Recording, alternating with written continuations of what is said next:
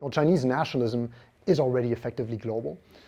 And there's many different nationalisms, but particularly the toxic variant can shape how people act in China. It affects journalists, it affects corporations that work in China. It was an example of Dolce & Gabbana misstepping in an advertising campaign, and they lost a ton of money because they got boycotted by Chinese nationalists and their followers. So that can be a really toxic environment to have to work in.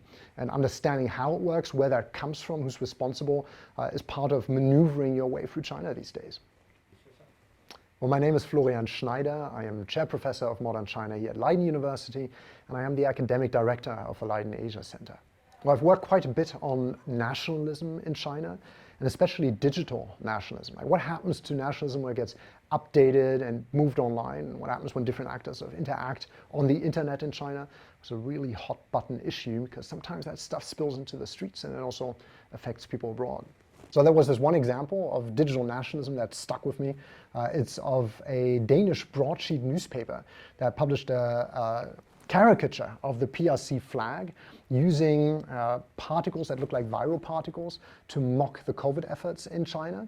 And that did not go so very well. So we have all these reactions from Chinese online internet users who then posted caricatures of the Danish flag.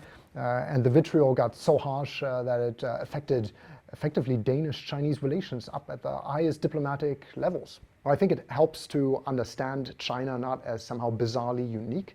It may seem sometimes like the extremes of nationalism in China are unique to that context, but actually they're not that different from some of the toxicity we've seen elsewhere online.